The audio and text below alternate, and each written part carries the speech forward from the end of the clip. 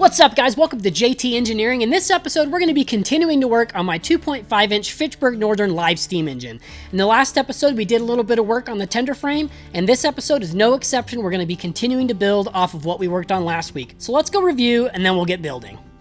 All right, so now that we've got some machining done, I wanted to circle back to the plans and kind of show you guys where we're at in this project. So we've got our two tender end sills done. This one is the one that faces the locomotive with the drawbar. This does not have the 4 holes that we need for the coupler pocket, so I'll go ahead and set that here. This one is the one that's going to be on the rear of the tender with the 4 holes for the coupler pocket. So that, we'll go ahead and make it look nice for the video, is right there. We also have our coupler pocket machined and all of our holes are drilled, so we've got that done. Now, the next thing that we need to move on to is going to be our center plate. The center plate is what the trucks are going to ride on, so if you watched the last video, you saw that we had dished the bolster in the actual truck. The dish is going to be riding on this, so there's a little bit of machine work we have to do on this. We need to drill some holes so that it mounts to the frame. After that, we're pretty much done. There's a couple other smaller things that I'm thinking we need to do. I have these steps that are for the front. I'm not really stoked on how they look, so that might be a decision I'll make later, whether or not I want to use these steps. Or up here, you can see that there's another design for some steps that I kind of like a little bit more, so I'm not sure about these. And then after we're done getting all the frame built, we do need to make our draw pins, which is what's going to be bolting the coupler and the drawbar in. And we also need to make the hardware that will attach our trucks to the center plate. I'm going to wait on the drawbar because I don't know exactly how high off the rails the locomotive is going to sit when it's got the boiler on it and everything. So the drawbar is going to be one of the last things that we build. But to continue on with this, we're going to go ahead and finish up our center plate. We'll put it on the mill. We'll get it milled down to spec. It'll be perfect. And then we can assemble our frame. So we'll go ahead and chuck this up. Getting ready to slap this in the mill. I don't know if you can see this on camera, but this casting is actually like pretty incredibly straight. So I'm not going to bother with machining this surface because I think that it's fine. And honestly, the coupler height, while you want it to be nailed, if there's a little bit of movement in it, it's okay because, you know, when you load the car down with water and a person and all that, your coupler height is going to change as you go down the track. But as long as you're fairly close to 4 7/16, I think that everything's going to be okay. And if you're like maybe 100 thousandths high, when you get water and everything in it, it should ride down the rails just fine. So really quick, I'm going to take my calipers here and I'm going to measure this part and see how thick it is. So this comes up 1.433, and with that measurement I can subtract that from what the optimal bolster height is, so 1.433, and that tells me I need to take off 0.195 inches of material off the top of this for it to be at the correct height. And once we do that, then we can go ahead with the boring bar and take it down to the final dimension, because this needs to be 1/4 of an inch off of this shoulder. So to get this mocked up in the mill, I've got my 2 parallels here, and I have it just high enough that I can set the part in there, clamp it down, give it just a snug, give it the old tap, tap, taparoo, and now we're good to start machining. I use this face mill to slowly work down to my final overall thickness of this part. This dimension isn't super critical since it sets the coupler height, and that's a variable height anyway with the suspension, so landing within 10 thou on this part is more than enough. It is fairly close to the final height dimensions, so we'll go ahead and pull it out of the vise, blow it off, and let's see how we did. 1.230, and I wanted to be at 1.237, so within 7 thousandths of an inch, which is way within tolerance for this part. So now what I'm going to do is I'm going to put it back in the vise, and now we're going to get ready for our boring operation. And I would like to not have to take this back out until I'm all done with it, so I'll give it a tap, tap, taparoo, give her a snug, give her another tap, tap, taparoo, snug it down again. Everything's good. And now we'll set up the boring bar. All right, before we get to the boring bar, there is a couple things we need to do. And the first thing is we need to make sure that this part is completely centered in relation to the spindle. So you can see that I brought my drill bit in here, and this will make sense here in just a second. But what I'm doing right now is I'm just kind of centering this up by eye. And now to make sure that it's exactly centered, we're gonna come in with our dial indicator. So we've got our dial indicator on here. We'll go ahead and just kind of spin it around, raise the spindle as much as we need to, so that what we're doing is we're gonna rotate this all the way around the part, and we're gonna watch the needle as it moves. Now this is a rough casting, so the needle's gonna kind of jump all over the place, but the idea is that when the part is completely centered, the needle won't really move as much. So for me, the way I've been doing this is I kind of like to line it up from side to side. So I'll go ahead and preload this, zero it out, so it's reading 0. Now if I spin it around, surprisingly it's actually reading 0.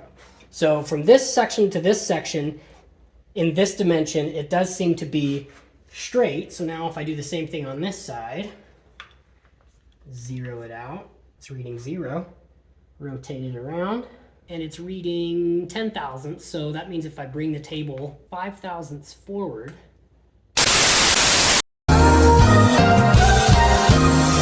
sorry about that. My camera ran out of storage.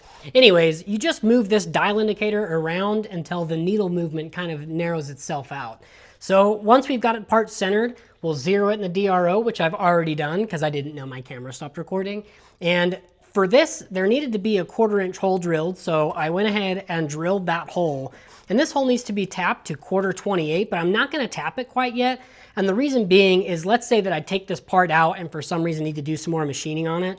If I don't have any way to zero it back against the 0 on the mill, then it's kind of, I gotta reset everything up and it's a pain in the ass. But if I don't tap this, then what I can do is I can use the back end of the drill bit, the flat end, or the part that doesn't have the flutes on it, and turn it around in the chuck so that it's face down, and then I can use that drill bit to stick in this hole and make sure that it's exactly zeroed on center. It's not a super great way to do it, and it's not super accurate, but it's better than putting the thing on it and doing all that again. So I've got this drilled now. So what I'm gonna do is I'm gonna go ahead and take this off, and then we're gonna set up for the boring bar operation. So we've brought the boring bar in.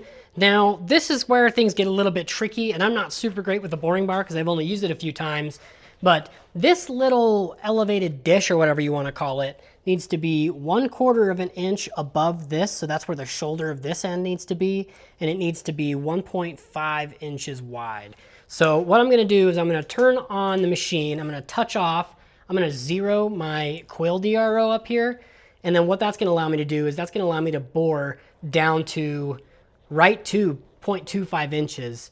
And that should work pretty well, and then we'll just bring it in slowly and slowly work away until we're at our inner dimension. So I'll go ahead and turn this on, just slow enough that I can touch off and hear it.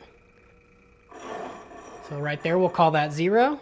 And now I'll go ahead and take my first pass, and I'll machine down to where my quill DRO says 0.25, 1/4 of an inch.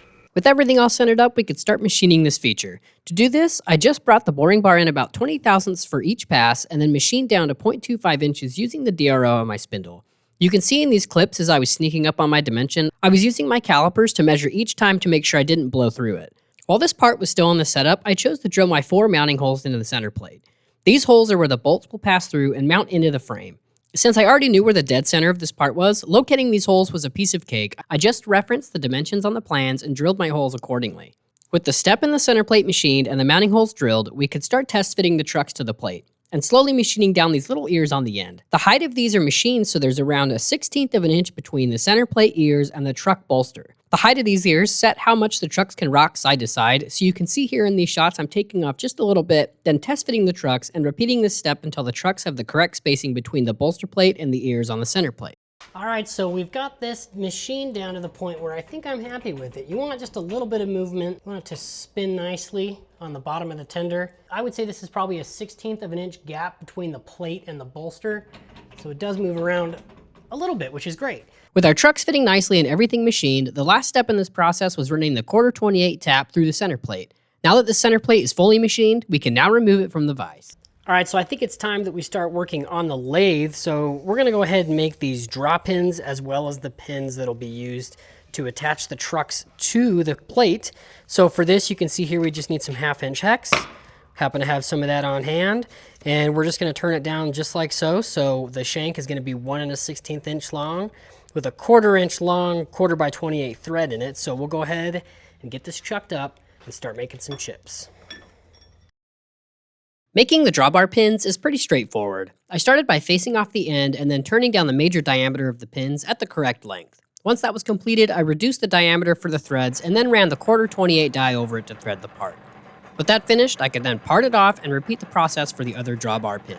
All right, well, I made my draw pin to the plans, but when I put it in here and give it a little snug up, you can see that the head of the bolt sticks down a little bit too far, so I went ahead and made 2 more of my own.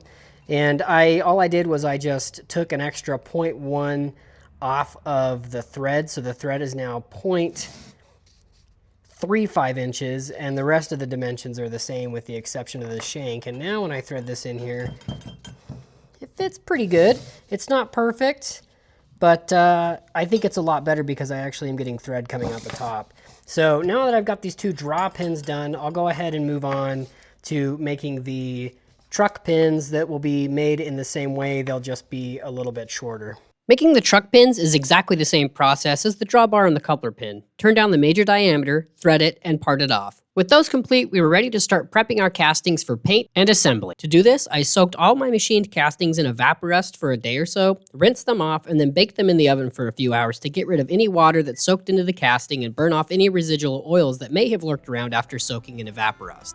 Well guys, that's a wrap on this video. Thank you so much for watching. If you want to follow along with this 2.5-inch Fitchburg Northern build, make sure you hit that subscribe button. I'm going to be trying to put out a video every week if I can. In the next video, we're going to be tying all this together and actually getting that tender frame built, so that's something that you're not going to want to miss. And until I see you guys again, happy railroading, and I hope you have some straight track.